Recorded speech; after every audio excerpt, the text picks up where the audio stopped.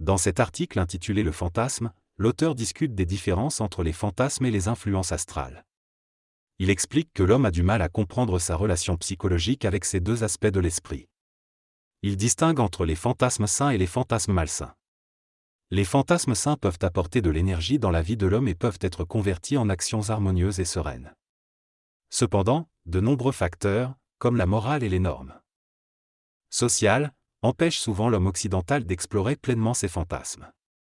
Les fantasmes malsains, quant à eux, sont exagérés et ne peuvent pas être canalisés dans l'expérience de manière positive. L'auteur met également en garde contre les fantasmes implantés, qui sont dangereux car ils proviennent de forces astrales de basse vibration qui cherchent à exercer leur influence sur le plan matériel. Il est donc crucial pour l'homme de distinguer les fantasmes naturels qui font partie de sa vie astrale et peuvent être utiles, des fantasmes nuisibles qui proviennent d'influences extérieures.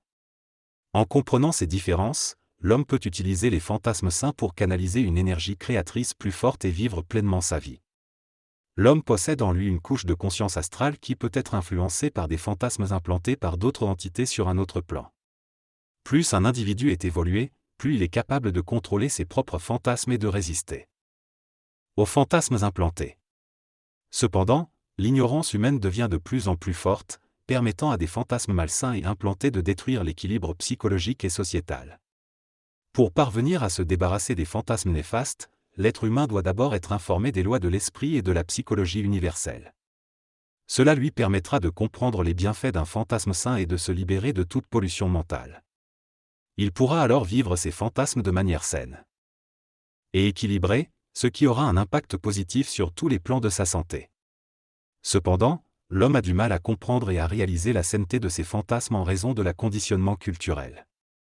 Les formes de la culture ont été créées pour limiter la libération excessive des fantasmes humains afin de maintenir un ordre civilisationnel. Mais il est essentiel que l'homme réalise l'importance d'un fantasme sain pour lui-même et pour la société.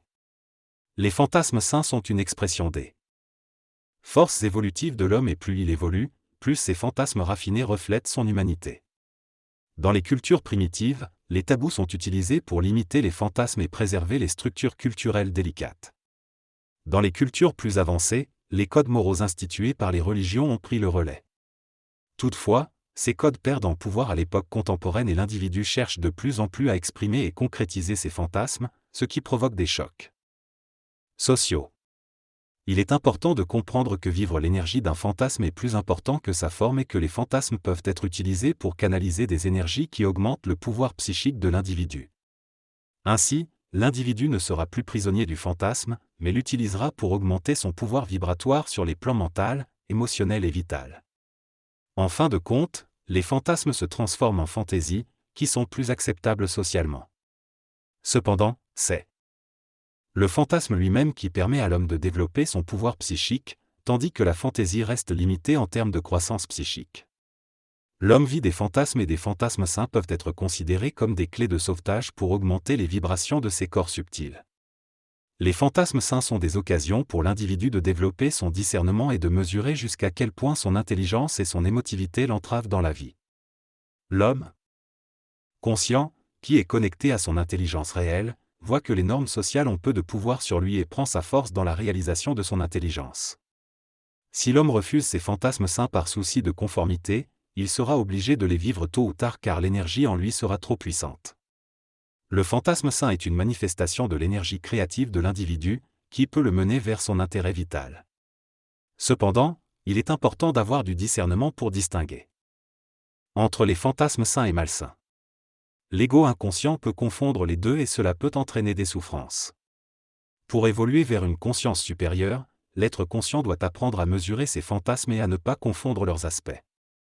Il doit également comprendre le rôle de l'astralité dans son évolution et la transmutation nécessaire de cette dimension. Le discernement permet de donner au fantasme sain une réalité matérielle et de s'élever au-dessus des insécurités psychologiques. Le fantasme sain contient l'énergie créative nécessaire pour réaliser l'intérêt vital de l'individu, mais sa traduction en réalité nécessite du discernement pour éviter que l'ego ne se fasse piéger par ses désirs. Ainsi, en réalisant ces fantasmes sains, l'individu se dépasse et évolue vers une conscience supérieure. Le fantasme sain représente le plan d'évolution de l'être humain en opposition au plan de vie. Il est l'activité de l'ajusteur de pensée, force universelle et cosmique en lui.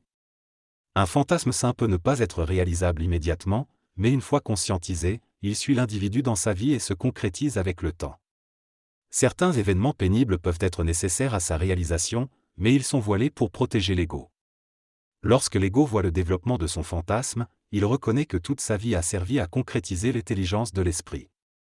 Le fantasme sain est positif, créatif et harmonieux, tandis que les fantasmes négatifs proviennent de l'astralité humaine. L'homme doit comprendre et protéger son esprit contre les excès de l'astralité et reconnaître le danger de toute forme d'inconscience. Les dictatures sont des exemples de fantasmes malsains qui ont causé beaucoup de souffrance. L'être conscientisé évite d'être aveuglé par ces fantasmes et reconnaît leur dangerosité.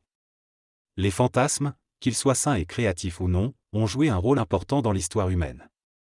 Ils ont servi de miroir à l'humanité, lui permettant de se mesurer et de voir ce qu'elle était capable de faire, tant de bon que de mauvais.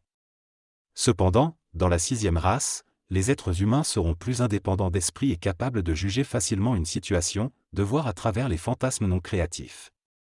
L'intelligence réelle sera leur protection et leur sécurité. Le pouvoir des fantasmes humains est plus grand lorsque l'homme est inconscient. Mais une fois que l'homme prend conscience de leur présence en lui, les fantasmes n'ont plus autant de pouvoir sur sa conscience individuelle, à moins qu'il ne contribue à élever sa conscience et lui offrir une vision plus grande et harmonieuse de sa vie. Pour bien utiliser l'énergie des fantasmes sains, il est nécessaire pour l'homme d'apprendre à vivre leur présence en lui. Avec une intelligence et une volonté créative, il pourra matérialiser ces formes afin de canaliser de grandes forces, bénéficiant ainsi à l'humanité à long terme et à lui-même. Les fantasmes peuvent être perçus comme des forces créatives enveloppées dans des formes mentales projetées sur l'écran mental de l'homme.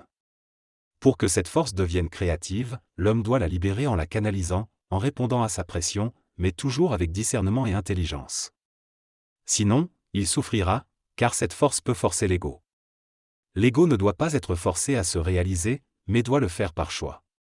Cependant, ce choix doit être accompagné d'une intelligence vive pour bien canaliser cette force. Un fantasme sain et créatif est puissant en termes d'implication et de conséquences. Il peut donner à l'homme une mesure de son potentiel avec ces formes d'énergie créative qui existent en lui en abondance.